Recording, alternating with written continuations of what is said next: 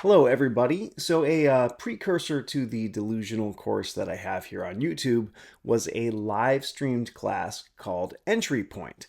And like 70% of the material in delusional came from that class. At the very end, in order to offer some other perspectives, I brought in two close friends of mine to do a live Q&A for the people who had been taking that course. And since I expect a lot of you have, probably a lot of the same questions, I thought I would drop that Q&A into the delusional playlist. So one of the writers is Jason Gruich, who you might recognize from Spot the Pro. He's a WGA writer. He has sold a number of projects, has some really huge things happening right now, and he's normally an action and sci-fi guy, but actually before he was in the guild, he was also hired by an indie producer to write a little family movie called Pups Alone, which did wind up getting produced. The other writer is David L. Williams, and he broke in more recently with a script called Clementine, which wound up on the annual blacklist and ended up getting optioned, and he got like hundreds of meetings off of the thing. And some really cool things are happening for him right now. So anyway, these guys offer two pretty cool and interesting perspectives, and I also asked them to introduce each other because I thought that would be kind of cool. And I thought about cutting that introduction because it does run quite long, but I've decided to leave it in because it's a great example of the types of bonds and friendships that can be formed as a result of coming together as writers. So I think it's worth leaving in, and you can always skip ahead to the Q&A if you'd like to do that instead. Anyway, enjoy. All right, cool. All right, so we can hear Dave. I'm going to assume we can hear Jason. I think there were a Yep. few questions up there that I didn't get to yet, so let me look at those first. And if I skipped one, just go ahead and ask them again, everybody. They're going to be with us for a bit here, and they're excited to answer your questions. But first, I'm going to let these guys introduce each other. Why don't we start with Dave introducing Jason, and then we'll let you guys flip. So, man, where do I begin? So, Jason Gruich has been writing for roughly 10 years. I want to say early 2010s. I think his wife bought him Final Draft a long time ago. so we're digging way back. He wrote some scripts that got some attention on the Blacklist website. I think one of them was called The Tempering, if I'm not mistaken. That led to like a little bit of, you could say like maybe a modicum of attention, and led to some interesting avenues, but nothing necessarily super significant. But he got some bites, made a little bit of money, but was still very hungry, was still very passionate and extremely hardworking. And then I'd say about 2015, he and I became besties. We met on a peer review website and realized that we shared like, I don't know, 6 movies out of our top 10 favorite movies of all time, and loved the same kind of music, and just became best friends. From there, and then in 20, do I skip the 2019? I mean, we also like went to the Austin Film Festival in 2016. We also took a trip to Los Angeles earlier that year, just kind of impromptu to meet up in person. But for as far as Jason, in 2019, actually, before I do that, so Jason was involved with someone who kind of was a manager. I feel like Nate did a little bit of warning about the kind of people that are out there, but he was involved with this producer manager who was, it was a somewhat nefarious dynamic, and the guy had, he wanted certain kind of movies to get made, and he did a poor job at like getting Jason's stuff out there and all that jazz. It's a long story, very in depth, very nuanced experience, but one that we both learned from. Ironically, Jason did get a movie made out of it, but I feel like he's kind of indifferent about that movie, so I'll let him talk about that. But it really, when things get really exciting in 2019, when Jason wrote a script called Cop Can. And what's cool about our relationship is that we've been there from like the littlest of inklings and seeds from, when we first get an idea, and when we write like 1 page or something. And I remember when he wrote the first 2 pages of Cop Cam, and he only had 2 pages, and I read those 2 pages, and I was like, man, this is pretty butter. I'm not gonna lie to you, man, this is pretty outrageous how good this is. But man, he wrote that script so quickly, and then he submitted it. I don't know if people here have heard of Script Shadow.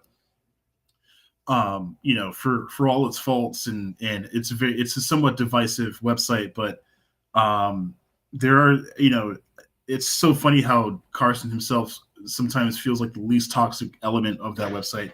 With that said, Carson, Script Shadow is basically run by this dude named Carson, who calls himself Carson, and he reviews, screenplays that are kind of making that are kind of circling the industry, whether they're about to get made, and they can be written by anyone, all the way from Tony Gilroy to brand new writers. Like, he's rating very objectively on the same scale. And so Jason's script, Cop Cam, got like the second highest rating, which is super rare on that website. And it was a really exciting time. And it led to, things happened so quickly. It went from that to Jason suddenly had a meeting with Good Fear, like I think the following week. I think within the following week, and they signed him immediately. Management company, just for context. So that's a management company. They they're okay, especially in hindsight, but they're, they are very well respected and stuff like that, and they signed him, and man, within like a week or two, he got a huge offer from the studio. I'm just gonna say it was New Line Cinema. I don't think we really care about keeping it under wraps anymore.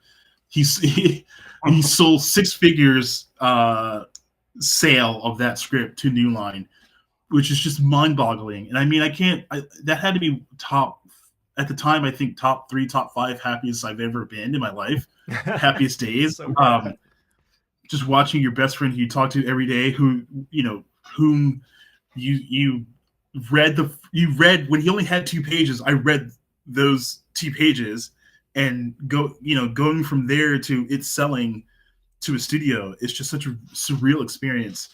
And so, yeah, he sold that script, and then, Good Fear, they tried to get Jason's stuff out there and all that jazz, but then 2020 happened. It was a very unfortunate time, because not only was there the pandemic, but also, full disclosure, he used to be a police officer, very good at his job, very well respected and stuff like that. And 2020 was, it was a tough year to be a Black person, and also, frankly, to be a white cop. So, and this is coming from a Black guy, and I'm very open about being very objective in favor for both sides. So, Good Fear kind of they operate like they're pretty, if they don't see a sale in like yesterday, they can have a hard time pushing stuff out there. But anyway, long story short, Cop Cam is set up, and then I think it, granted, it was through Good Fear that Jason met this other like badass like producer who like has made like a bunch of stuff. He's like behind Mortal Kombat and a bunch of other things. And he pitched to him to write something on spec. He crushed that pitch. He crushed the script, did several drafts. Now there's a director attached, and now he has this uber like super well-loved producer, big-time producer attached to the script. And they literally, as of like a few weeks ago, no, what am I talking about? Maybe a few months ago. Oh no, the strikes kind of delayed everything. So like in a way, kind of like a couple months ago, started really taking it out. And it's just a really exciting time for Jason for so many reasons. Since then, he's also signed with Nick Light as well. So hopefully, I gave you a good idea of the full spectrum of the peaks and valleys of Jason's career. But it's literally it's only going to get better. And yeah, his 2024 is going to be big. It's going to be disgusting how good it is. It's just going to be so gross. So keep an eye out, man. Seriously, if people really, and also, I didn't even get into real quick. I don't want to go on too long, but I didn't even get into like just how talented the dude is. Like, his writing style is just so unmistakable, and just so like when you read a Jason Gruich script, it's like what is happening? What the fuck am I looking at? I don't know if cursing's allowed in this. It's ridiculous. Like, the dude's gift and his vision when he writes, and just, man, I really can't put into words just how great of a talent he is, and just how lucky Good Fear was to have him, and how lucky his current manager is, and anyone who interacts with him is just like blown away anyway. So he's also just a really great dude. So now you have a great writer with a unique writing style who's also a great dude. It's kind of the complete package and then some. So, man, Jason's that dude, man. I'm trying to think. I'm sure I can think of more things, but I'd be here all day if I did that. So, that's pretty good, man. I hope I did him justice. All right, Jason, you want to introduce your best friend, Dave? Sure. Yeah. So Dave is one of my best friends on the planet, and he is required to say all that wonderful stuff about me. So that was very long, but I thank you, Dave. But yeah, I met Dave. I think it's important to, especially a lot of what Nate was talking about in this episode, the networking part of it. I'm from Biloxi, Mississippi, on the Gulf Coast, and when I started writing, I didn't know a single person anywhere that had anything to do with film or writing or anything. Sat down, bought a few books, wrote the first script, and then it was, like most of you, I'm sure, it's how do I get it out there? Who do I meet? What do I do? And then fast forward about a year or two later, trying different routes and avenues, not really meeting anybody. I'm isolated in Biloxi. I got onto a peer review website and where you could share scripts with each other and review them and get feedback. And that's where I met Dave. It's just kind of a random encounter. We shared each other's scripts. We ended up in the chat, just kind of shooting the bull. And like within 10 minutes, it felt like we were best friends. You met like a kindred spirit. We would share songs, movies, scripts, writing. All we did was talk about movies. And we've been talking through chat. He lives in LA. I'm still in Biloxi right now. And for the last almost 10 years, it's been a daily conversation in the chat, which has improved both of our writing because we play a lot. We try to, outmatch each other. We try to make each other laugh. And then, Nate and a bunch of other friends came on a lot later than that. And we're all very, very tight. But Dave, I've been in the trenches with Dave, like he was saying, almost 10 years when we didn't even know what we were doing. We just kept trading ideas, scripts that most were bad. We had a lot of feedback on each other, but we kept at it. We kept inspiring each other to move forward. Dave had, he had some producers reach out to him that weren't on the up and up, that were trying to take advantage, and no pay and lots of free work. And you're going to encounter that stuff. But ultimately, fast forward all the way after my 2019 happened, Dave wrote a script called Clementine. And this is, Dave can tell you, but this is probably 30 or 40 or 50 scripts in. He's been writing much longer than me and has stuck with it. And just like Dave said about me with CopCam, it was equally one of the best days of my life when Clementine finally blew up. And the way he did it, I'll make it short, but we were hanging out one night and we said, let's blow some money on the Blacklist website and see if we can get an 8, like with a couple of script ideas. And he put Clementine up there and it got a 9, I think, first, and then it got an 8 and another 8. And it just kind of exploded to this point where everybody that was reading it on the Blacklist, I think it got up to 7 reviews, rated it super high. And what Dave did with that, that's good in itself because they send it out to the industry. But what Dave did was got on social media, like Nate was saying, and really hustled and used it to his advantage to raise awareness about the script and what it had done and what it had accomplished. And before he knew it, managers are hitting him up in his DMs, cannot read it.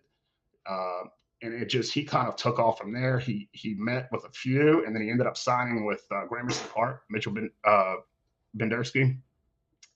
That was in late 2021. I think he signed on Christmas Eve when the industry shut down. And then top of the following year, Mitchell started sending it to places. They kept hustling. He got his agents at Verve.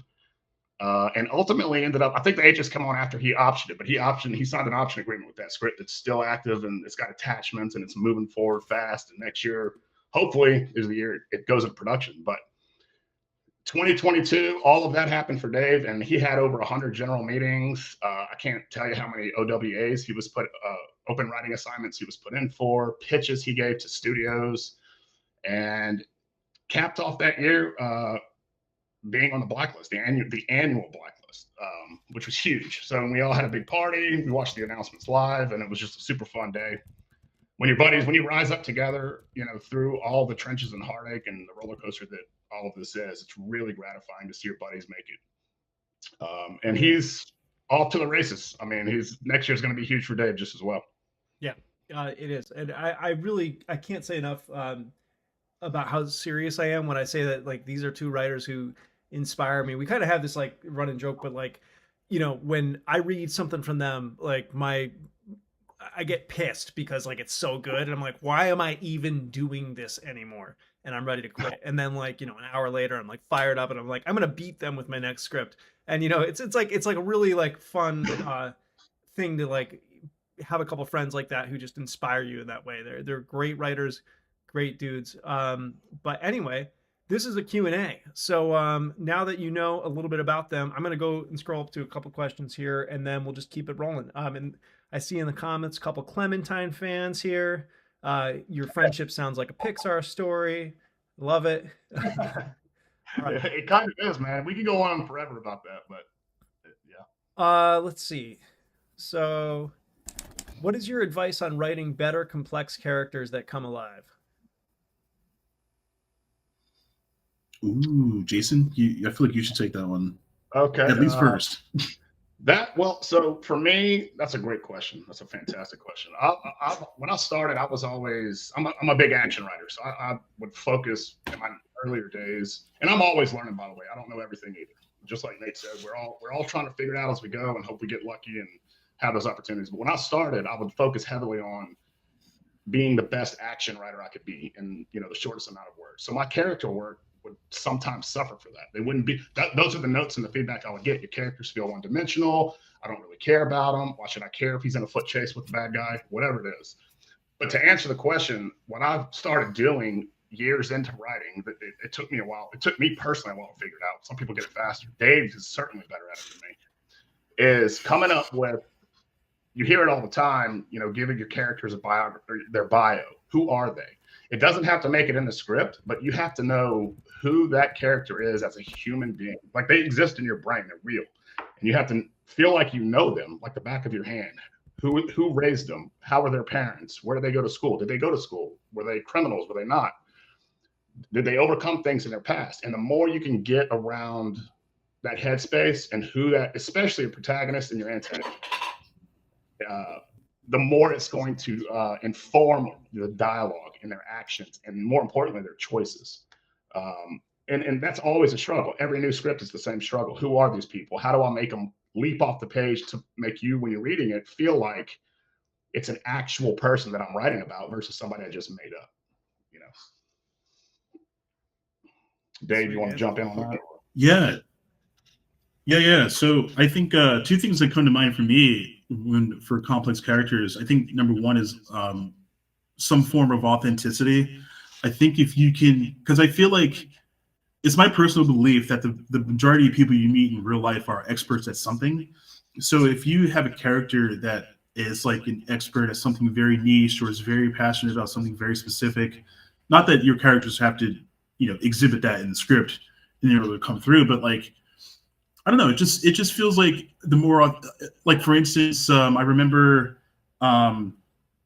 reading a review of the screenplay for A Quiet Place, and there's that scene where the two kids are stuck in that silo. I think it's like a corn silo. I don't know, something like that.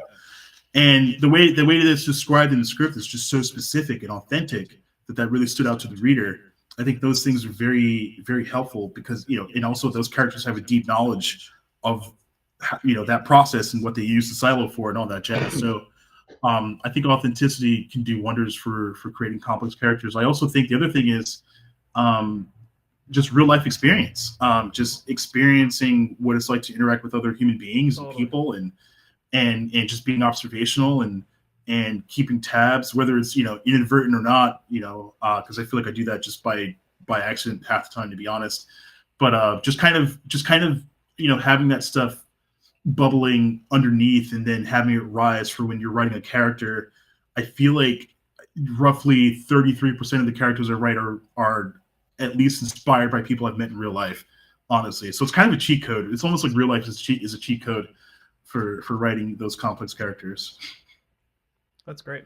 What script did you read, or what script that you read changed the way that you viewed screenwriting? I have an answer. For me, probably Lethal Weapon back in the day. Oh, that's a good one. 10, 12 years ago.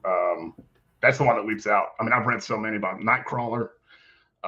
Every new script I read, whether it's from a produced movie or a peer or a beginner or an amateur or a professional, whoever it may be, there's always that possibility. That's why you should read everything in as much as you can, because every time you read something, you're going to get re-inspired in a different way. And if you're not reading a ton, I mean, you have to manage your time. You have to market, you have to write, obviously, and then read a ton. And the more you read, the more you're going to come across things that are going to really change the way that you think about the script. People get hung up, especially on Twitter, formatting and, can I do this or can I not do that? Know the rules, know how. There's no rules, but know how a screenplay looks. Read a ton, look how it looks, and then go from there. And then just get feedback and keep tweaking that. Like, you can do what you want to do and write how you want to write. Like, there are no limits. But like for me, when I started, I read, I think it was, I forgot what the books were. It was 2 or 3 intro to screenwriting books. I knew all the rules. So I sat down and I wrote my script based on the rules. But then I would read something like Nightcrawler and I went, hold up, this dude is really, like, that character is just alive. And so I would go back to the next thing and try to tweak the way that I thought about the rules and all that other stuff. So I hope that answered the question. I think that's a good answer. We got a lot of questions. Yeah, I'll try to keep them short. That's a really good answer. I think that, yeah, I mean, Jason brought up, I think, the best possible example, which is Nightcrawler, which is like one of those scripts I've that never read Nightcrawler. Now I'm like, all right, I better get to this. Dude, the formatting makes you wonder how they shot it, to be honest. But like, you can't recommend that script to writers, especially not newer writers. But at some point in your journey, you should check out Nightcrawler. Well, writers have all read at least 12, and many of them a lot more than that at this point. So, good. Oh, okay, yeah. Well, then have at it, and very, very curious what they would think. But I think for me, the script that did it for me was Raising Arizona. Is a script that always comes to mind from the Coen brothers, and there's nothing really fancy. As a matter of fact, in a way, it's just like the formatting and everything is just so. The presentation of the script is just so impeccable to the point where it doesn't really do anything unique, but it's just the story itself and the way that the characters are presented and described and how they're. It was just such a cinematic read for me. It was such a fast cinematic read where I could so clearly see the characters on screen that it really, that's for me, and this is back in like 2010, by the way. For me, this is when I realized that you don't necessarily want your screenplay to read off like a screenplay. You want it to feel like a movie. And that makes a huge difference for people when reading a script, because they're going to read a lot of scripts, but when you read something that feels like a movie, that can literally be the difference between a sale and not, or between an option and not, because producers are not in the business of making screenplays; they're in the business of making movies. So I would say Raising Arizona is when it really clicked for me. Not necessarily like it didn't click for me like skill wise, because that took a long time. It took me a lot of screenplays, frankly, to do that, but I think when it came to the intent when I was writing, that's when it really changed for me, was after reading that script. Sweet. I'm going to do this one. I think it's useful to have both of you talk about, and then I'll probably like hop around and like assign you guys questions, just because I see a bunch of them coming in. I want to make sure we get to as many as possible and also respect your time. But because you'll have probably different answers. How important is it to be based in the US or LA in particular? Short answer is, if you're a feature writer, it doesn't matter. That's my belief. I still live in Biloxi, Mississippi. I travel to LA plenty, but I write mostly features. So I broke in and did it all from here. It's not easy. It's not easy if you live in LA or in the US or outside of the US. No matter where you're at, it's not going to be easy. But for me, on the TV side, if you're looking to get staffed into a writer's room, it makes it easier. I mean, you probably have to be in LA for a lot of those jobs. There's some, I'm sure, that can do it on Zoom, but I think they like people to be local when they're shooting them, wherever that may be, LA, New York. But yeah, if you're a feature writer, you can do it from anywhere. You just have to be creative in how you get your stuff out there. I mean, Dave's got fellow writers that are repped at Verve with him and that live abroad, all over the place, all over the world. Same thing with Good Fear. Good Fear has clients from Russia, from everywhere. So yeah, it doesn't matter. I wouldn't get hung up on that. Do you want to expand on that at all, Dave? Or? Oh yeah. So I mean, yeah, no, he mostly, Jason mostly nailed it. If you're a feature writer, the, the odds are it's not going to matter. The only time it will really matter as a feature writer, for instance, I had like, and I hate to say this because it sounds like I'm bragging, but I had over 100 generals in 2022. About 2 or 3 of them were in person. Like they're, the exec's first instinct was to meet in person. They didn't even like offer a Zoom. And so I think for like a handful of execs, I mean, probably more than that, probably a lot more. They do prefer to have that face to face in person. It just makes you more flexible if you're in the States, and especially in Los Angeles as a feature writer, to meet people. But frankly, to like get anything made, to succeed and to get paid, no, it does not matter where you are if you're writing features. If you're writing TV, though, then that's a very different story. Even being in anywhere in the U.S. isn't necessarily enough. Rooms, I don't think there are a lot of rooms right now that are just Zoom. I know that there are some, but a lot of them are back to being in the writer's room, and some are even hybrid. So it's like, yeah, they're doing some Zoom, but they still want to meet with everyone in the office maybe once or twice a week. So, if you're aspiring to be a TV writer, there's also the notion and the reality of kind of moving up the chain in TV writing. So, for instance, you can, like, if some writers in the industry actually started off as like a writer's PA and then a writer's assistant and all that stuff. You can't do that unless you're in Los Angeles. And then they eventually work their way up to, it's kind of insane to think that you could be promoted into being a writer. It's kind of nutty, but there is a lot of writers in the industry who have done that. So you can't do that if you live outside the US and live outside of LA. So it's something to keep in mind for the TV writers out there. Yeah, I think that's a good answer. And the other thing I would say is all the stupid pictures you send us of parties and shit that you're at that neither of us can attend. Oh yeah. Honestly, but yeah, that's a great does point. matter because like you get FaceTime with people that we just wouldn't get. You know what I mean? It makes and it a lot like easier you to establish work, connections on a different level because of that kind of thing. So it does That- matter. But like Jason and I have both been able to make some pretty cool things happen from way across the country. And like I have a friend, Matias Caruso, who lives in Argentina and is a WGA produced writer.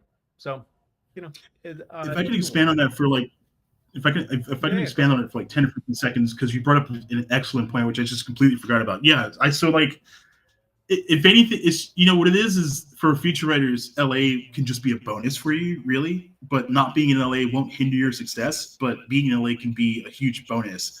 So yeah, that's a great point. I've been to like parties. I went to an industry baseball game that was full of execs, and I was one of like maybe 5 writers. And I met people that I hadn't had generals with, like people from A24, people from like Warner Brothers and shit, and people I never even like met, despite all the generals I had. There were a ton of people that I hadn't met, but my first time meeting them was at that Dodgers game.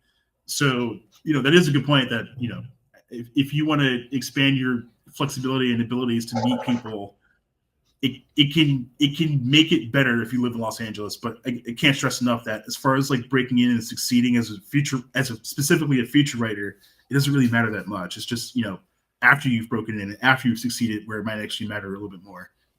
Totally. Jason, how do you decide on the next project? Oh man, that's the age-old question. It just kind of I read as much as I possibly can until something leaps out at me.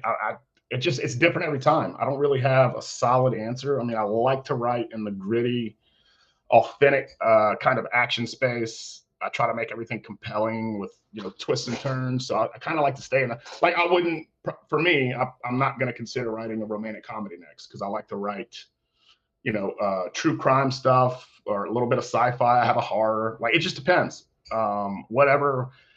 The last spec I wrote, I was scrolling through Twitter, watching videos, and there was a video of a robbery, and it sparked an entire script, and I banged it out in like a month. So it depends. Like, I'm always on the hunt. You're out there fishing in the ether of what could be cool, what kind of characters do I want to write about, what trouble can they get in, and then base it on the genre you like to play with. It could be a couple of things, a couple different genres, and that's kind of how I It's not really a solid answer, but I just kind of keep my mind open and look for that next thing that way. Cool. Dave, how do you manage conflicting reviews from the blacklist? Because I know that you did have a little bit of a range there, right? Yeah, the website. Like, yeah, that's a great. Not the real blacklist that you're on. Oh yeah, the website yeah. blacklist. Yeah. No, that's a super great question. I don't know, honestly. It really depends on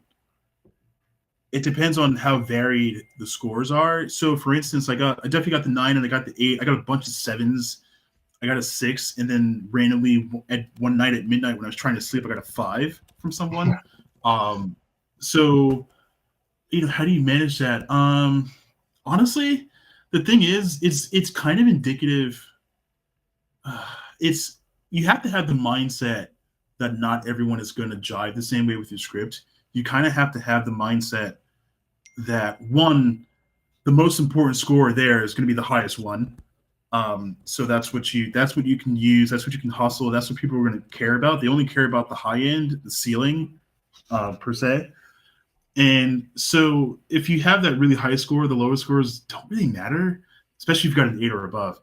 And secondly, like, there are instances in this industry, not everyone, people do love to like jump on trends. Execs, they get FOMO. People don't want to miss out, but it's just going to happen where there's too many people in this industry to think that you can please everyone.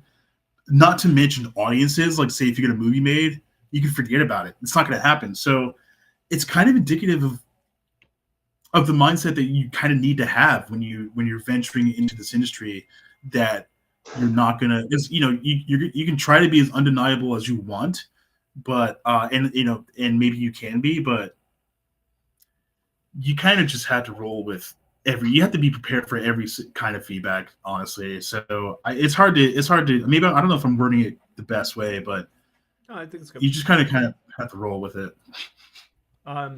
Somebody's a run fan in here. I don't know who that is, but we got to know that. Hey. So script on Twitter. Yeah. So Jason's script run is just this batshit crazy action script, and it's fantastic. Jason, how do you write a scene that details the scope of a lot of atrocities without it actually going into the weeds and detail on each individual one? That's a good question. I would guess I would need to know the specificity of the atrocities, if that makes sense. For an example, the producer that Dave mentioned that I've been working with for a couple years now, he flat out told me one time, he's like, look, man, I know it's going to be a big action heist movie. He's like, you can write all of the crazy car chases you want. I'm not going to read them. They're all the same. So with that in mind, instead of writing maybe this helps with your question, instead of writing a 5-page, which I've certainly done, I love doing it, but sometimes you don't need it. Sometimes to condense and save pages, especially during rewrites, go back to those big, whatever it is. It doesn't have to be action. It could be an extended horror sequence or romantic, whatever it may be. And go back and figure out how in 2 sentences to say that word. If that's not enough, try 3 or 4. And I don't know if that answers the question, but there's ways to describe, like I have a script I just read. It was a big period piece, like Gladiator, Ben-Hur type field battle. And he pretty much summed it all up in half a page. Like, I got it. Both sides are on opposite ends of the mountain. They converge in the valley. There's bloodshed, swords clanging, and you get the scope of it that way, without having to really get into every specific minute action of every single extra, if that's what you mean, Cool. That you're right about. Chris, I'm going to answer your question real quick because it's an easy one. Do I need to have somebody sign an NDA if I send a script? And the answer is no, do not do that. People will think you're crazy if you do. It's not weird to feel a little bit paranoid about script theft if you're like a new writer or something like that. But the truth is that it really doesn't happen because studios are paranoid about getting sued over that kind of thing, and they'd much rather actually pay somebody for the rights. And if they don't like the script but they like the idea, just pay you the minimum and hire somebody else to do a rewrite than actually steal it. Script theft is just not much of a thing. There are a handful of maybe mythological, possibly slightly real stories out there, But in general, it doesn't happen, and we all just send our scripts to whoever needs them because that's how you get them out there. And you have to, otherwise you'll never get them read. All right, Dave, was there a specific moment when you realized that you were actually good at this stuff? I love that question. It's a great question. Another great question. I want to say yes. So I'm the kind of writer. I've been writing so long that I kind of put my experiences. I kind of compartmentalize them into phases. You know, I had my phase where I was a newbie and I thought I was telling amazing, compelling stories, but frankly, those scripts were probably really unreadable. Then I got better as a writer, but my stories were stupid or something like that. So, and then I had a phase where I was decent, which is probably where I met Jason, where I was like kind of decent, but like, you know, I wasn't making any ground in like contests or anything at all. I think the moment for me when I realized where I really felt like that I was genuinely good is maybe when I wrote this script called Never Stops, which Jason is a fan of, but it was like in 2017, so it took me a while. I don't know. I think Jason had a lot to do with that because of his response to that script I'd never seen before. He had read a ton of my stuff before that, bless his soul, and just the way he reacted to that script. And then, and what's funny is that like with scripts that I wrote after it, whenever I saw those indicators of how Jason responded to that script, and I saw those indicators in other scripts, that's when I knew that it was a banger. And then in hindsight, I was like, oh yeah, that must have been the moment where I became like a really good writer. When you get the wow, when you get the holy shit, dude, wait, I have no notes. I'm sorry, I can't help you. Stuff like that is when when you get those consistently, especially from strangers who don't know you, you're in a really good spot. So I would say it was like 2017-ish.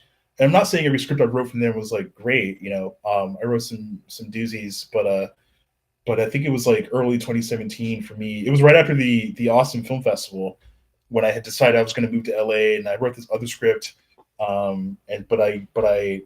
That script I wrote in early 2017 was kind of that moment for me because I started getting that feedback more often ever since then. And in like retrospect, I was like, that must have been the moment when I was like, I started getting really good. So I think that's it for me. That's cool. Jason, this is like a broad question, so maybe like just pick an aspect of it to talk about so we can keep moving to the other ones. What's your writing process like? Is there anything that you've learned personally over the years that sort of hacked the code for you in terms of storytelling? Oh man. So for me, my typical process, it changes every script, is I try to write a general, scribbled out chicken scratch outline on a legal pad. I literally write the opening idea, the opening scene, the opening image, this happens next. At the midpoint, this is going to happen. And then at the end, I know how it ends. And that's kind of what happened for Cop Cam. I had the beginning, the middle, and the end in my head. And then I sat down, and it's different every script. I'm not saying do this for every script. Some people, there's another script I did a 5-page complete outline with a treatment just to get a better sense because it had more characters. I had to get a better idea of what it was before I started going into the script software. But for like Cop Cam, I had the beginning, middle, and end, and it was just a very simple, in my head, a simple concept, straightforward. I knew what the twists were going to be and the turns. And I sat down in the script, and all the characters just kind of came to me as I started writing the first scene, and it led to the next scene, and it kind of dictated who was going to say what. So I guess the simplest way to say it is that sometimes you got to just get in there and play around and write, and don't worry about making a super polished final draft on your first go. And a lot of times the characters you have in your head are going to end up coming alive as you write the thing, whether it's in outline form or you go straight to a script. Dave will sit down and come up with a concept, and then he's banged out scripts in a week, 2 weeks, and just go straight. And most of those are awesome. I need a little more prep time. I like to get my head around. This makes me want to quit. Yeah, Dave's very, very prolific. I'm very imaginative. He's idea after idea. All of my friends have ideas that come every 5 minutes, and I'm just like, dude, how do you come up with this? But yeah, I mean, it's different every time. And I just sit down and play and sketch out things. And if something hits you, and it's like, whoa, I got something here. Something's cool. And you tell your wife or your friend or your brother or whoever, your mom, and they go, hey, there's something that's I'd watch that. Then you kind of start saying, okay, maybe I got something. And then sometimes it dies. Like a month later, you're halfway through. I have 2 or 3 scripts that are 50 to 80 pages in that I'm not going back to. I left them. But that's just the process. You just sit down, keep scratching it out, and you'll figure out kind of a routine. Some people like to write in the morning or night. I can write whenever I feel like it, whenever I'm inspired to go do it. But yeah, I mean, I had a day job for 10, 15 years while I was a writer. So I had to be very specific on when I sat down and did those things. At night, weekends, early morning, late at night, you have to do what you can work with and just grind it out. Whenever you can. Hey, Dave, do you ever get stuck on a script? If so, do you step back and take a break, or do you keep pushing forward until you have a solid draft down? I 100% step back. I am a practitioner. I am an aficionado of stepping the hell back and letting it make sense on its own. Sometimes you let the story figure itself out. Like, I don't try to crash through the writer's block wall. It's super rare that I do, because I have done it, but I much prefer to, like, if I'm stuck, I totally just step back. And I think like what Jason said earlier about when he gets ideas, like they usually just come to him. It's kind of the same thing for me, and it's not just like concepts, but it's also how to break into the sequence. Like I can have 2 sequences totally mapped out in my head, but getting from one to the other, I don't quite have sorted out. And so I might need to take a couple of days to let it kind of stew, and then it'll come to me, and then I'm ready to write the next 20 pages or something. So yeah, I'm a huge proponent of stepping back. I don't believe in writers stressing themselves unless you are like getting paid and have a deadline. If you're not in that situation, you should be doing everything in your power to not stress yourself out. Nice. Jason, do you advertise your past employment as a cop, or do you let that come out naturally after meeting potential buyers? Well, I just recently signed with a new manager right at the end of the strike. I was fortunate to kind of get on his radar. And he was a former fireman from New York City after 9/11, which we had a very similar path into how I got into law enforcement after 9/11 and how he kind of went into a different direction in the fire department. But to answer the question, I mean, it's in my bio. Like he sent me out for some jobs and submitted scripts to places, and it's in my bio, former law enforcement. Based on the stuff that I write, it brings, we agree that it brings a certain level of authenticity to what you're writing about. If you're whatever it is you do or like to do, or your life experience, whatever that life experience you have is, it could be, you may think it's boring, but your life is different than everyone else's life. Figure out what the unique thing is and embrace that thing. Do you love people deeply? Are you easily hurt? Whatever it is, like you have to think out, your job is not your life. So for me, yeah, that's an aspect that brings a certain level of authenticity to what I like to do. And if it makes sense, we'll say it. If it doesn't, we'll let it come out organically. That's such a good answer, because I think it also, you kind of talked there about like the things that kind of make your voice, which is right. Yeah. Cool. So, Dave, this is a quick one. Did you walk the picket lines in LA during the strike? Herb Hall thinks that he may have met you there. If not, you have a doppelganger. Me and Dave were together one day. That's right. There's a picture of that. So yeah. Yeah, I was there for. The answer is yes. I did for a few days. I wanted to get out there more, but I do still have a day job, which I, in all likelihood, will probably end up quitting once Clementine gets made this year, or in 2024 rather. But that held me back from doing more days. I also wish I was able to get out there for SAG. I really wanted to ride that picket line with SAG, but yes, I was on the picket line for sure. Sweet. Jason, did you ever have a case of people who wanted to make a movie from your script, had a different vision than you had when you wrote the script? And if so, how did you deal with it? Let me think. I don't think so. Like, I guess the question is, did somebody come on board that wanted to change the entire vision of the script that basically they liked, that got the meeting? I don't think that's ever happened to me. There's always notes forever. The movie's on screen, you walk out, you're gonna have notes. Um, but other than like a complete 180 on what I tried to do, I can't think of one. There may have been one or two, but I don't think so. Yeah, I mean, other writers have different experiences. I know Dave has had one or two where it's like, this is a great thriller, let's make it a comedy, whatever. You know, he could tell you if he wants to about that, but yeah, I don't think so for me. I haven't faced that. Yeah, I could chime in. Yeah, chime in.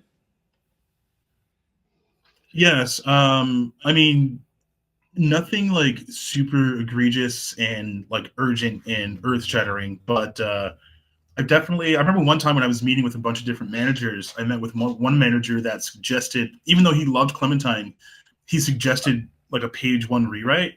And I was just like, why? And obviously I didn't end up signing with that guy.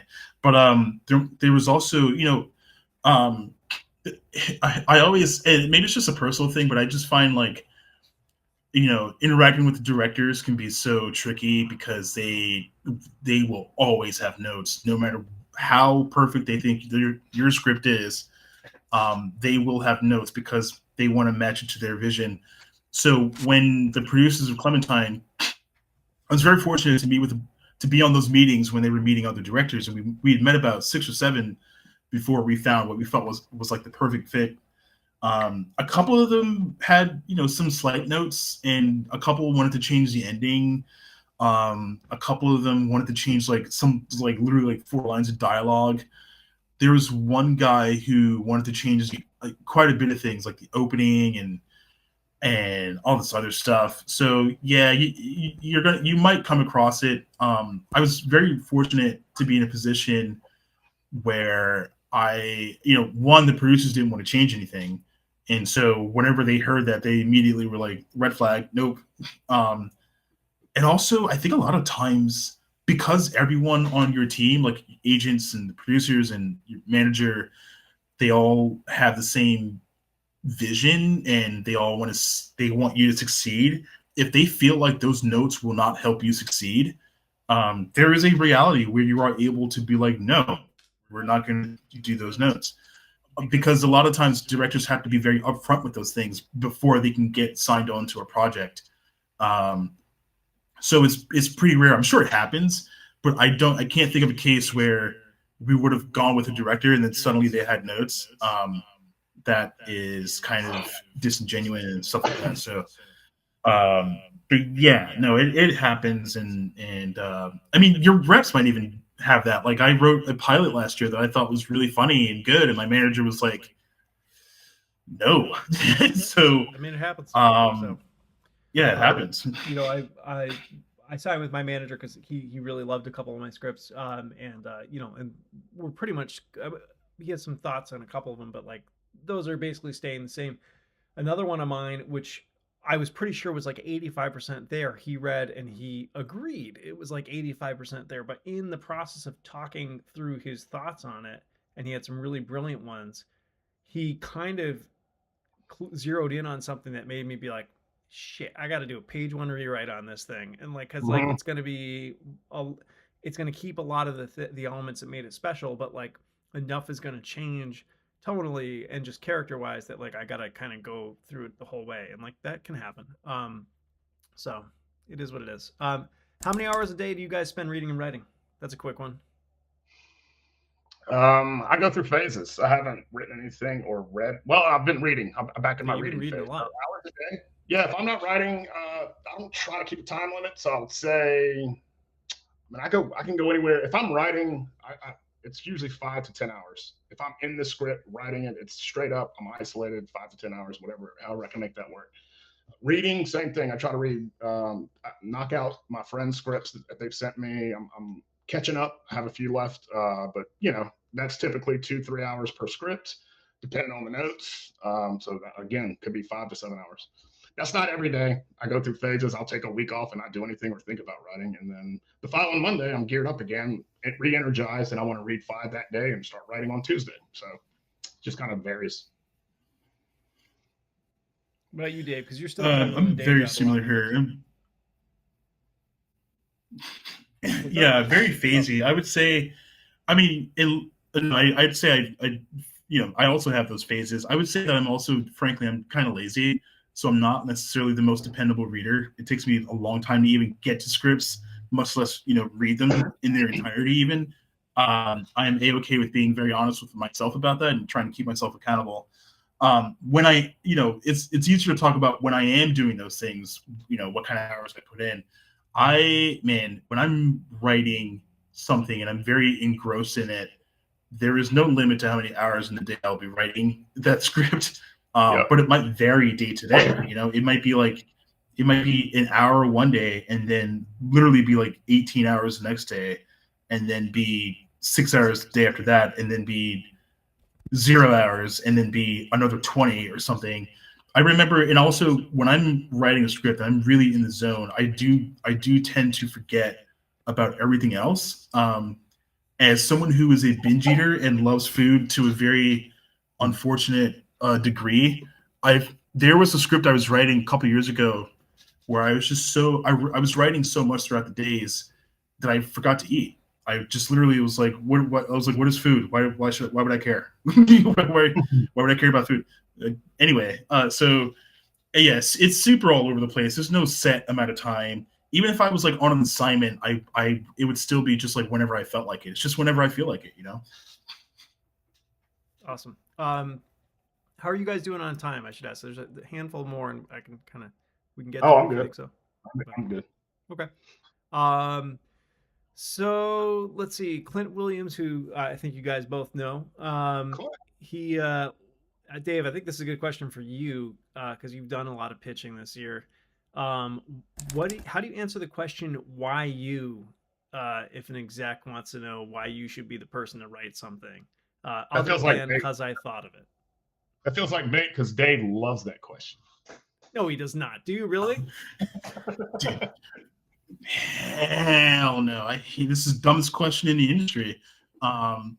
It's like being on a job interview and the person interviewing you goes, why you? And it's like, why do you think I'm here, dude? Like, I'm here for a job. It doesn't make any sense. I should be asking you why you then in that case. But anyway, luckily it has happened, but it does not happen often that people ask that question, because if you are in a situation where, let's say, what typically happens, especially for assignments, which is where you're most likely to come across this question, I feel like, in my opinion, and from my experience, the execs have kind of already answered that question for themselves. So, for instance, when they have something that they need to get written, they will think back on scripts that they read and the writers that they feel would be like a good fit for it. And they will reach out to those agents, most likely the agents, sometimes the managers, but most likely the agents. And then the agents will relay that information to the writer. And, believe it or not, the ball's kind of in your court as to whether or not you want to engage with that project and develop a pitch for it. And I've said no sometimes. So I haven't even been in the situation, in that particular situation, I didn't even need to answer why me. And once you're doing the pitch, ideally your pitch would also kind of answer that question anyway. There's, it depends. It's so nuanced, because some places don't care, and some places will be like, ooh, my favorite thing about the pitch is when you explain why you. That's the thing that we really loved. So I would say no matter who you're pitching to, you should kind of have that answer built in to your pitch. It's pretty rare. Like, in order for that to happen, you would have to come across very particular execs who want that answer, and then you don't have an answer in your pitch. Only in that very specific circumstance where you might get that question at the end of after you pitch, and then it's very, very hard to answer, because a lot of the stuff that you are pitching on has nothing to do with you. And also, if you did already kind of explain it in your pitch and they're still asking you that question, it's even harder. It's because now you have to you're going to have to fabricate something, man. Like, let's just be honest. I feel so like yeah, so much of what we do is talking out of our ass. Like, 100%. That's what pitching is. Yeah. So yeah, please. Hey, let me add. I just wanted to add. For me, like, everybody kind of grunts when they hear why you, why this, why now. But I think it's almost, it could be, the way I look at it too is like it's the note behind the note in a way. So like someone could say in your script, this isn't working, your whole act two needs to be rewritten. That's not very helpful. At least you know they didn't like it. It gives you something to start with, but then it's up to you to, if you're game for it, to figure out what made them feel that way, what made them say that. Go back and re-examine what you wrote. Is it valid or is it not? And so for me, the why you thing is a little bit, I think it can also be described as what's your emotional attachment, what's your personal connection to whatever material you're pitching, especially for assignments. So if you're an action writer and you're up for a romantic comedy, it's happened, I'm sure. What's your personal connection to that concept that studio is trying to get you to write? So that's one way to look at it, especially if the question's asked, because if you don't have a personal connection to what you're doing, it's going to read that way. Jason, so I actually, real quick, Nate, sorry. Yeah. I actually have an example of, I think Jason brought up a great point where a lot of the things that I pitched on had nothing to do with the style of Clementine or anything. Producers and stuff all they care about is great writing and great scripts. They don't really care the genre so much, which I think is kind of interesting. So for instance, I was pitching on this thing that was kind of like Jumanji, but for toys. Like it was like a almost borderline kids movie. And these toys came to life and all this stuff, all this jazz. Totally not my cup of tea. And it was for a rewrite, mind you. And the script wasn't great, but I guess it sold, but whatever. And so I took it upon myself I brought an element to what I would do in the rewrite, which was that, hey, as a kid, I used to play with the remote control of the TV and make movies and pretend it was an action figure and do like pseudo movies with the remote control. And also, sometimes the toys that I had, I would literally sit there for 2 hours playing out a movie. So what if this main character did that with these toys, and then we set that up in the first act. In the third act, they play out the movie to help save the day and that kind of thing. So that's an example of kind of baking the answer into the question so that it doesn't have to be asked, really. I like it. Let's see, Jason, this is a good one for you because you kind of made some changes this year. How do you find an honest manager or a good manager? And I know you could go on for a long time about that, but maybe just a couple tips. Short. So what's the best way to answer it? And how do you find a manager? Just how do you find an honest manager? I guess the question, you have to do your research. I mean, when people reach out and say they're reps or producers, they should, if they've done anything or if they have those connections, get on a call, do your research, IMDb Pro, if they've made movies, see what kind of movies they've made, things like that. And in terms of finding them, it can happen anywhere. It really can. You need to do the work first and be getting that constant feedback from your friends and get to a point where you are confident in the material. And if enough people are saying, why don't you have a manager, or you should be looking for one, or representation, or whatever it may be, there's 1,000 different paths. The frustrating thing about what we do, all of us, is there's no path. You can't go. You can go to school for, get your MFA, your Master of Fine Arts, and hope to get a job. But at the end of the day, it's very challenging to find ways to get your script in the hands of people who can help and make a difference and move the needle a little bit. And there's websites galore, the Blacklist, Roadmap Writers. There's a whole different. My recent manager found me off Twitter. I had a friend read a script. He gave it a shout out. The manager DM'd me. We connected. We vibed right away, and we're off to the races. So it can happen anywhere. Don't discount anyone or anything. If you think someone's below you or above you, don't think of it, how can they help me? Think of it as a blanket of networking. And then eventually, when you're ready and your scripts are tight and you're confident in them, people are going to share them around and slip it to different people. And you never know where they're going to land. Good writing is going to rise. You just have to be out there actively. Dude, that's so true. You never know who's reading your stuff. Once it's out there, if people like it, they do share. I had this general this week, and in advance, one of the producers was like, I'm so excited to meet you. I loved your script. And I'm like, I don't even know which script you read because I never even, he knew about me before I knew about him.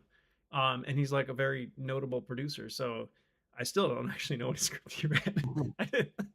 But because we ended up sending him a new one. But anyway, yeah, it's true. You just don't know who's reading you. And like if your material is good and you're getting it out there, like it does get shared. But And yeah, real quick, in terms of finding like an honest manager, if people know who they are or if they've done some things, you have to do your research. So you're going to have your own vibe with these people. You're going to have a gut instinct. Do they feel right? Do they not? Do they like the same things I do? And then there is a little bit of a risk involved. You know, if you want to form this relationship, see how it goes. If it's not going the way you want, you can reassess. You know, nothing is really final. But yeah, it is important to figure out, ask your friends, people you've networked with, have you heard of this person? Are they legit? Eventually somebody's going to come on board that knows or heard of them and, you know, kind of steer you in the right direction. totally. Tom Shack saying what's up. Neris Nasiri saying what's up. What's up, guys? Jake Tom and wanted Neris. to know. So out of 100 generals, or you had more than that. Like only a few wanted to do it in person. That was true, correct? Like it was pretty much all Zooms. Yes. That's the way it is now. Because LA traffic. Well, sucks. I mean, Who to be wants fair, like, well, to be fair, most of those people don't even know. They don't even know where you're based in yet. Right. You know, only like some. A lot of times I'll get on the meeting and they'll ask me where I'm based in.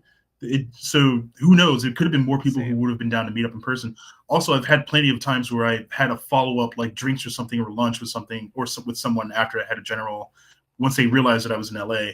But yeah, only like not even a handful were like, hey, let's meet up in person. But yeah, sorry, that was just to answer your question. No, it's true though. You know, the only thing is if you don't live in LA or like West Coast, you just got to get used to scheduling things in Pacific time, and otherwise it's just pretty much all Zoom.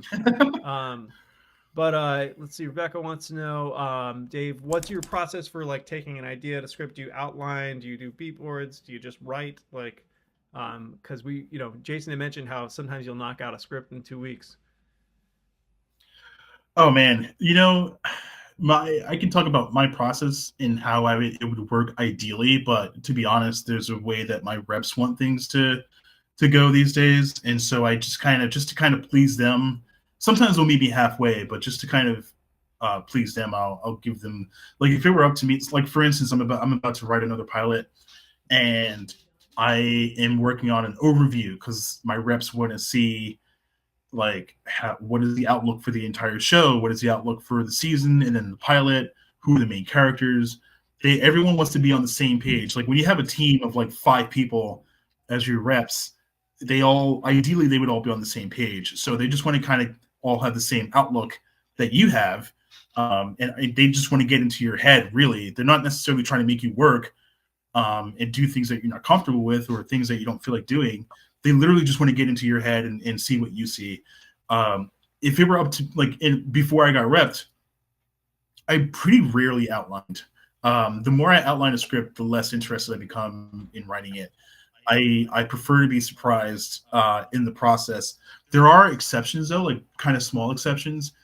Well, actually, let me talk about my process first of all. So I have an idea come to me. I love it to death. I'm like, holy shit, this is a movie. I want to write it immediately. What happens most of the time is that I'll just not forget about it, but I'll let it kind of ruminate like in the back of my head for a while and for more ideas to kind of come in. So that can take weeks. That can take like weeks or months. And once I feel like I have a movie in my head or most of a movie, I'll probably just start writing and then see where it goes. Some instances like Clementine, that happens a lot sooner. Like it could be the same day where I have an idea that I fall in love with and the whole story, or like 90% of the story comes to me. And then like within a couple of days I start writing. And then there's a third thing that happens, which involves a little bit of outlining. So for me, I can't start a script if I don't know how the first 10 to 15 pages are, like very specifically. I have to know everything about those first 10 to 15 pages before I start writing it. And so whenever I do start writing and stuff is just in my head, it's because I know those first 10 to 15 pages in my head. There are instances, like for instance, I wrote a script called Bear Skull, which is like a contained horror, where for the life of me, I couldn't figure out this very granular details of the first 10 to 15. I had a broad idea of what I wanted to do, but I couldn't figure it out. So I felt like I wasn't ready to write. So to help, I started an outline. I outlined those first like 15 or 20 pages of like, okay, and I had the opportunity to see what I liked and all that stuff before I actually started writing, and that helped me get started. And then in the past, when I have outlined, I usually don't make it in the outline process. I usually don't get past right after the second act break. I feel like after that, I kind of want things to flow. And I'm very much about flow in a script. And if I'm outlined, if the beats are so chopped up and so beady and so compartmentalized, it takes away from that flow. And there's even instances which are, they're not super common, but you can read a script and you can sense when the beats are happening. You don't want that from people who have read thousands of scripts. You don't want them to see through your screenplay. you want them to be along for the ride. Anyway, that's just my personal preference. But for my reps, I will put together like a one-pager or an overview if it's a TV series, and then I'll go into an outline usually and try to keep things brief. And then once everyone's happy and they're all on the same page about the outline, then I go into the script basically. Sweet. Awesome. Let's see. Do you guys have any exercises, or I guess we'll switch to Jason. Do you have any exercises or methods for coming up with plot ideas or twists or characters when you're dry? It's probably one of the oldest cliches, but I go for a drive or a walk. Dude, just like getting out of like the changing. Getting out of the mud, like, yeah. It can be challenging and frustrating. All that stuff comes when you're least expecting it. So if you're thinking of the general, at least for me, if you're thinking of the general idea of what you want to do, a lot of times as soon as now I'm aware of it, but like before I wouldn't be. I just get so frustrated, like Dave mentioned earlier, stressing yourself out over trying to reach whatever. Like, I have 2 days off. I want to write 20 pages. Like that you may pull that off, but if you don't, you can get really hard on yourself. And I think to know when you've entered that, you can call it writer's block or just pure frustration, or you can't get something moving forward in your head that you want to, step away. Like literally step away, walk your dog. You'll hear it 1,000 times from 1,000 people. Walk your dog, take a shower, go, drive down the road. Used to when I had my day job, my drive in the mornings to work was my most ripe moment of like idea generation. The music would be on, listen to song after song. Music's a big thing of it too. Titles, song, music, but things would pop in my head. As soon as I got to work, I got my legal pad out. I'm starting jotting them down or in a Word doc on your computer and do the day job, come home and noodle some more and then just keep building on that. And I think stepping away is, like Dave said, part of his process. I can vouch for it. He'll tell me all the time, hey man, I hit page 15, I hit 25, I hit 30. And then he's like, taking 4 days, man, I don't know what I'm doing, brainstorming. And then a week will go by and he comes back, dude, I'm on 72, But yeah, step away and let your brain kind of figure it all out. Sweet. Dave, this was a good one for real you. Quick. Real quick to add on to that. Sorry. I can't tell you how many times Jason will hit me up when he's like at the end of a drive, like, oh dude, this idea hit me while I was driving. This idea hit me while I was coming back from work, or he gets back from so many times Jason will like go on like a vacation, or used to go on like a vacation or something. And then there's like a 70% chance that his drive from the airport or something, he got some idea and then he'll hit me up and be like, I got this idea. So I can wholeheartedly vouch for driving being the X factor for Jason. That's awesome. Dave, this one's good for you because I know that you have them. What's a screenwriting pet peeve that makes you roll your eyes when you read it?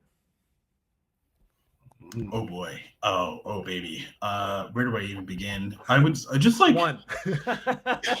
Yeah, right. Just like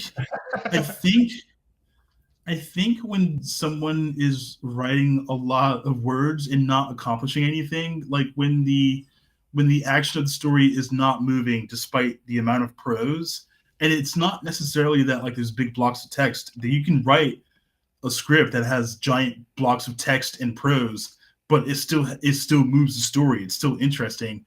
When someone is taking like a page to describe someone doing like a twirl on like a stripper pole, and it's like, dude, like you could have did that with 3 lines of description. What are we doing here? So like that is like the number one pet peeve for me. I think it's like by far number one, to be honest with you. I'm trying to think. There's like so many that they're like actually kind of cluttered and I can't even like pick one. That's good. That's probably the biggest one. We'll take it. Yeah. Jason, do you use any like specific structure techniques for scripts, or is like different depending on the story? So like for instance, like are you like a sequence method guy, or like do you have specific plot points, or do you save the cat it or anything like that, or? Yeah, honestly, the concept kind of dictates it. So I wrote this, for instance, a big heist movie that had a bunch of characters on both sides of the law. That wasn't a simple beginning, middle, and end. Cop Cam was a straightforward, all happens in one day, beginning, middle, end, and it's just a one-day thing. You're following a guy in a car, bad stuff happens, and they all have to deal with it. But yeah, I think So Save the Cat. I've read that book. It's good for what it is. I mean, it gets you thinking about structure. It gets you thinking about when things should kind of sort of happen. It gives great examples. But once you've consumed it, put it away and leave it alone.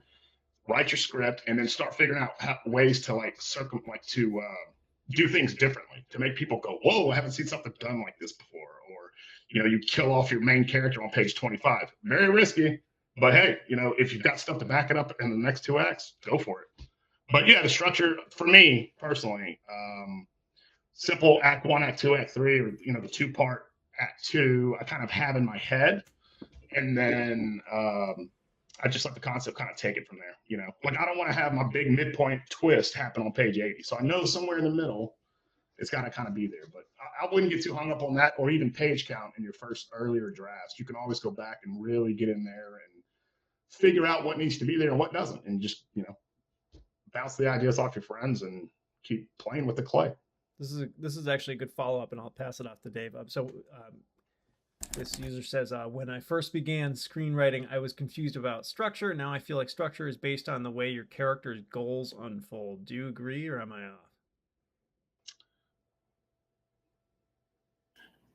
off? Man, that's a super interesting perspective. I mean, that is worded in such a way that like it might just be the most helpful for them, personally. I don't know if that's I don't know if that works for every writer. Yeah. Like it actually, like if that makes sense to you, like that's probably pretty good. Yeah. No, I love what I heard, but I don't know if that works for me. I think that's a great thing for that writer. Could you repeat the question though, just so I can So when I first began correctly? Screenwriting, I was confused about structure. Now I feel like structure is more based on the way your character's goals unfold. Do you agree with that? Objectively speaking, structure works in a way where it's like you have your ordinary world. It has to do more so about what's happening to your character, and then their response to that, and then what their goals are, and then what are the consequences of those goals. And then, how bad do things get? And then can they get out of it? And then, yeah, they found a way to get out of it, but now there's a bigger threat. The stakes have risen. Now we're going into the third act, that kind of thing. So it's not solely, I would personally say that it's not solely based on your character's goals and how they're trying to achieve them. To be quite frank, I think you could do that however you wish. Like you can have, like, for instance, I'm so sorry to bring up like my own scripts as an example, but for instance, the way that Clementine works is like the inciting incident is like on page 2. It happens like immediately, and then by page 11, Clementine's goals are pretty clear, and then we go from there. But there's different scripts where I think it always comes down to like, does the character have a choice or do they not have a choice? And I think both can be compelling. And that might dictate the structure in a way, So, for that person, I would say I do wish they kind of went into a little bit more detail about why structure confused them, but I'm glad that they kind of figure out their own answer to that. That's cool. Jason, if you were to base a character on Nate, me, how should they introduce me in a script? Nate, have at it, man. This could be dangerous. Yeah, it's just going to be a compliment. Friendship is writing on this. Yeah, exactly. I'm gonna pass it on to Dave. Tall and beautiful. Tall, beautiful, and wears handsome. Glasses. One of the most articulate people that I've ever heard speak about things he's passionate about. and extremely talented writer. I've read a bunch of Nate. That's not good. No, that's going back to what Dave's pet peeve is. Like you're using a bunch of time to say a bunch of shit that doesn't matter. Here. See, I'm irritated Dave, so now Dave goes to take over. I'll give Jason a pass on this one. Yeah, that's all right. I appreciate you taking a stab at it. All right, final question. What upcoming movies are you most looking forward to seeing? Seeing most of this year. I guess it'll be next year. Beverly Hills Cop 4 trailer just dropped. I'm stoked about that. But that's next year. Iron Claw. I cannot wait to see that. That's the one too. Like that's definitely on my list. You've got to get it right now. Iron Claw. Can't wait for it to drop. Ferrari. I don't think it's out yet. I have a screener. But yeah, Iron Claw for sure. I really want to see American Fiction. That looks super interesting, and I also just found out one of the my friends who was an actor in Aftermath is in that, so that's extra exciting for me. Civil War, I'm super excited about. Yep, Alex Garland. Just because I'm a huge Alex Garland fan. I'm sure there's a ton more that I'm not thinking about. There's a bunch, yeah. That's I need to see. I have yet to see. Yeah, get on Poor Things. I highly recommend Poor Things to everyone. I haven't seen Godzilla -1 yet. I need to see Godzilla -1 for sure. Man, that's next priority for me. I went to the theater 6 times in November. I haven't been yet in December, so I've got to change that. Yeah, weird. Fix that, man. Cool. Anything else you guys want to say? That's it for the questions. No, man. Thanks for having me and great questions. Really great questions. Yeah, there's and some good ones in there. I'm so glad that we had some of our friends in there, like Neris and Clint and other people I may have missed. I don't have the chat up with me, so I apologize if I miss anyone. The questions have been great throughout. This class has been awesome. Participation has been really good. Like lots of really smart thinking. Again, thank you to all of you who have been participating and who followed along today and who asked great questions for Dave and Jason. Please, if you're on Twitter, go follow them and thank them there. Their ats are right in front of you on the screen. Thank you guys so much for your time and devoting some time to this today. It's super cool to have you and get some other insights because as I've been trying to stress this whole time, like everybody has a different take, everybody has a different path.